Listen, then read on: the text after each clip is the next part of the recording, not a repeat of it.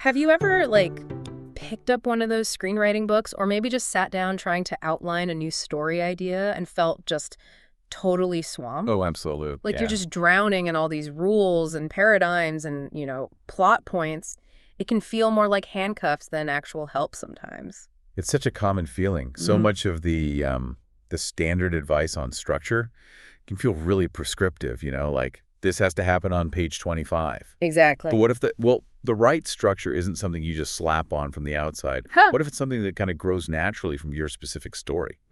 That's a really interesting way to put it. And that's pretty much exactly what we're diving into today, right? This idea of organic screenplay structure. Yep. Our mission here is to explore how you can develop an idea, let it grow naturally from its core, its seed, instead of trying to force it into some rigid box right from the start.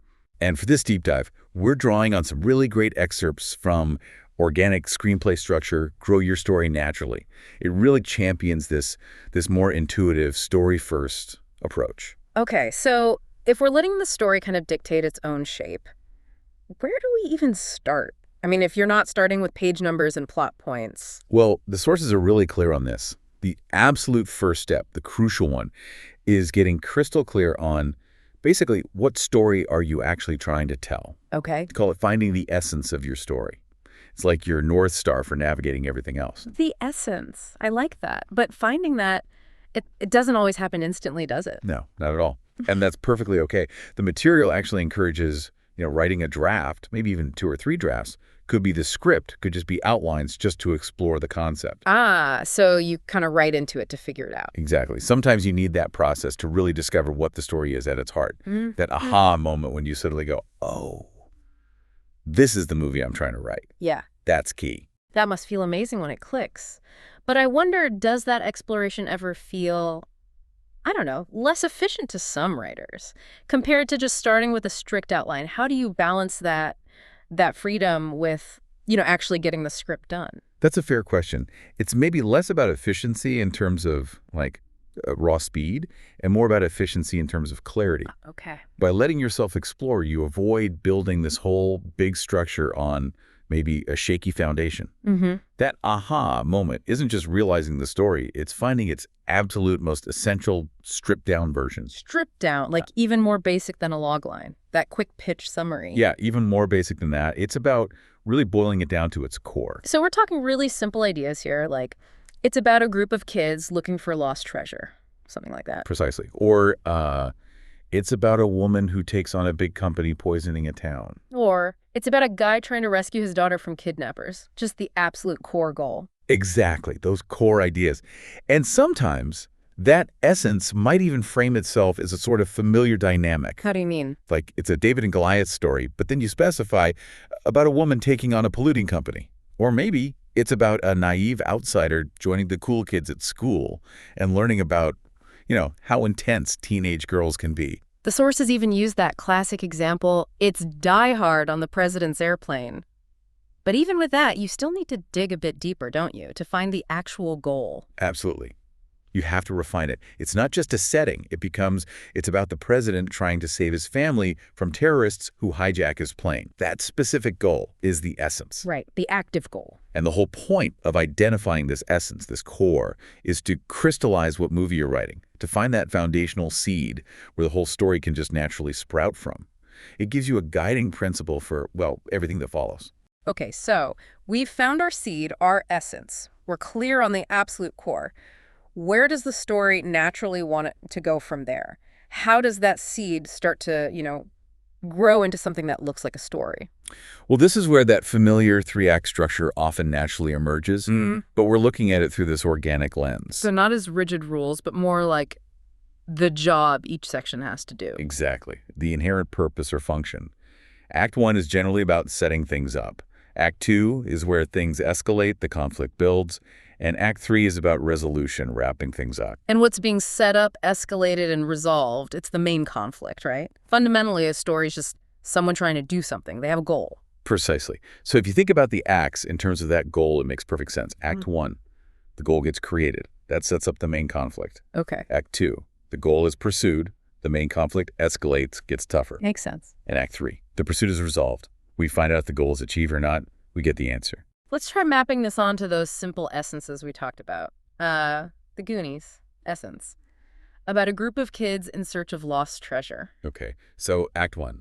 The kids decide they need to find the treasure, sets up the goal. Right, Act 2. They search for the treasure, the Yes, pursuit, and Act 3. they find the treasure, resolution. Wow, okay, that's pretty clean. Isn't it? It flows directly from the essence. Or take Aaron Brockovich, Essence, about a woman exposing a big company poisoning a small town. Okay, Act 1. She notices something fishy, something dangerous is going on. Goal starts forming. Act 2, she investigates the company. Mhm. Pursuit, escalation. And Act 3, she proves they did wrong. She stops them. Resolution. See how the core purpose just dictates these big movements? Yeah, it really does. Huh. And let's do the Die Hard on a Plane one. We refined the essence too, about the president trying to save his family from terrorists who hijack his plane. Okay, Act 1. Planes attacked, families taken hostage. Goal is crystal clear right there. Definitely. Act 2. President tries to take down the terrorists. The pursuit. The fight. And Act 3. He beats them, saves the family. Goal achieved. Resolution. And these are, like you said earlier, broad strokes. It's the organic skeleton based on that core idea. It's not the whole detailed plot yet. But it's a crucial starting point, isn't it? It clarifies what you're actually building. Massively. Yeah. It gives you a solid grasp early on, makes everything that comes after feel much more manageable, more logical. You're letting the story itself show you its natural shape. Okay, so we've got the core essence, and we see how that naturally blossoms into the three main parts. The setup, the pursuit, the resolution. But the story needs more detail than that, right? How do we start fleshing things out without, losing that organic feel and just falling back on formulas? Right. This is where we get into the next layer. What are the pieces that make up the parts? The source material suggests focusing on 6 key questions, broken down across the acts. 6 questions to guide us. Okay, what are they? So for Act 1, where the goal gets created, you ask 2 things. First, how is the goal actually created? What kicks things off? Makes sense. And the second? And second, who or what is opposing the main character's goal? This really nails down your central conflict. Got it. So how it starts and what's in the way. What about Act 2, the pursuit? For Act 2, where the goal is being pursued, again, 2 questions. 1, what kind of action does the character take to go after that goal? What are they doing? Right, the actual pursuit. And 2, what makes the goal increasingly more difficult to achieve? This is key for escalation, for raising the stakes. Things need to get harder. Okay, action and rising difficulty. And Act 3, the resolution. Yep. For Act 3, where it all gets resolved, you ask, what changes? Maybe it's new info, maybe it's a shift in attitude. What changes to allow the character to make that final push? Ah, the trigger for the ending. Exactly. And then the final question, does the character ultimately succeed or fail? What's the outcome? Wow, okay, just those 6 questions. That actually gives you a pretty solid framework for the whole plot, doesn't it? It really does. It helps you understand the necessary components for each act to fulfill its function. Let's try this with an example. The sources use Little Miss Sunshine. Okay, what's the essence again? Essence is something like, it's about a reluctant, dysfunctional family on an urgent cross-country road trip so their youngest can compete in a beauty pageant. Right, reluctant is key there. Okay, so the 3 parts, the acts. Act 1, the family finds out they have to take this road trip together for Olive. Act 2, the family tries to actually get to the destination on time, dealing with everything along the way. And Act 3, they get Olive there and she competes in the pageant. Okay, simple enough. Now let's apply those 6 questions, the pieces. For Act 1, how is the goal created? Well, they find out Olive has a shot at the pageant, but the only way is this crazy cross-country drive in their busted VW bus. Right. And who or what opposes the goal? It's the difficulty of the trip itself, sure, but also just the sheer dysfunction of this family being trapped together. That's a huge obstacle. Definitely. Okay, Act 2, what action do they take? They drive. They drive across the country, racing the clock, trying not to kill each other. Yeah. And what makes it increasingly difficult? Oh, man, everything. The van breaks down repeatedly. The clock is ticking. Grandpa dies. Right. Each character has their own personal crisis glowing up, their philosophical clashes. It just gets harder and harder. It really does. Okay, Act 3. What changes that enables the final push? It's that moment where the family, especially after Dwayne's crisis, kind of puts their own baggage aside just for a moment to give Olive her chance. They rally. Yeah, that's powerful. And do they succeed or fail? Well, Olive competes. She doesn't win in the traditional sense, but the family comes together, jumps on stage with her, and helps her feel like a winner anyway, despite what anyone else thinks. So success, but on their own terms. See, answering those questions, it really fills in the gaps, but it feels like it comes from the story, not imposed on it. Exactly. It's not about forcing plot points. It's about understanding the basic information and dynamics needed for each part of the story to work, all stemming from that core essence. Okay, so once you have that foundation, the essence, the three main parts, and the answers to those 6 key questions about how each part functions, then things can really start to blossom, right? Absolutely. That's when you can really dig into the character stuff more deeply. Like, why does this specific character absolutely have to pursue this goal? What's personally at stake for them if they fail? It's not just about the external plot anymore. Exactly. And how does the action of the plot specifically challenge this character?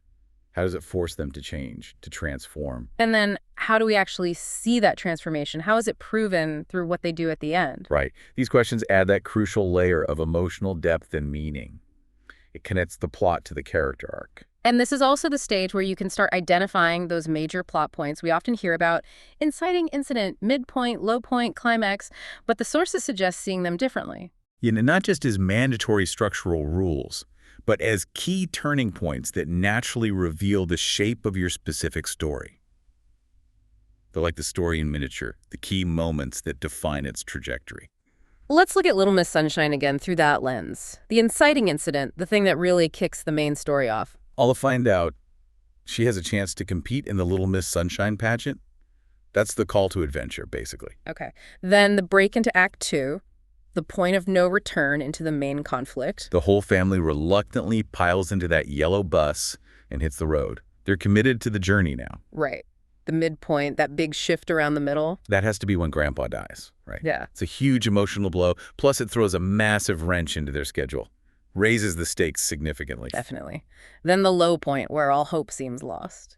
They're racing against time, almost there, and then Dwayne discovers he's colorblind and has his meltdown, refusing to go on. Feels like everything's fallen apart. Such a tough moment. And the break into Act 3, the thing that pivots them towards the resolution. It's Olive going to comfort Dwayne on the pier, and him then deciding to rejoin the family, allowing them to make that final dash. It's a moment of connection. Yeah. And finally, the climax, the peak confrontation and resolution. Olive performing her unique dance routine. The crowd is horrified, but the family rushes the stage to dance with her, defending her and celebrating her for who she is. That resolves the core family dysfunction and her personal goal. See, mapping it like that, those points feel completely earned and organic to that story. They're not just checking boxes. Precisely. They emerge naturally from the essence, the goal, the characters, and the conflict you've already defined. So this whole organic approach, the real value seems to be about gaining clarity, right? Getting a really solid handle on your story early on, which then makes all the later steps, the scene writing, the dialogue, much easier. Absolutely. It's about making sure the fundamental bones of the story are strong and coherent first. You start with that seed, that essence, and you let the story tell you how it needs to grow, guided by its own internal logic. The sources use some nice metaphors, like mixing paint. If you know the essence of your story is green, then you instinctively know you need to combine blue and yellow in the plot and character to deliver that green experience to the audience. Right. Or like cooking. Right. If you decide you're making lasagna and you're clear on that, then you can figure out, okay, what are the essential layers? Pasta, meat sauce, cheese, bechamel maybe? Yeah. You include what's needed for lasagna. Not just throwing random ingredients in because a cookbook said so. Exactly. The goal is to get so clear on the specific story you are telling that you can then build it with intention. The story, even at its most basic level, will show you its essential parts, and then building it becomes this series of, well, organic, step-by-step, totally manageable additions. It sounds much less intimidating that way, actually. Less like wrestling some giant structure and more like nurturing something. That's a great way to put it. So to wrap up this deep dive, the core idea is pretty simple, really. Start with the absolute essence of your story. What is it really about? And from that clear starting point, you can allow its natural structure, the beginning, middle, and end, the setup, pursuit, and resolution to unfold organically. Instead of fighting against some external template, you're working with the story's inherent energy and logic. It's about embracing the story's own gravity, maybe? Letting it guide you? Yeah. I like that. Its own gravity. So here's a thought for you, our listener, to maybe mull over.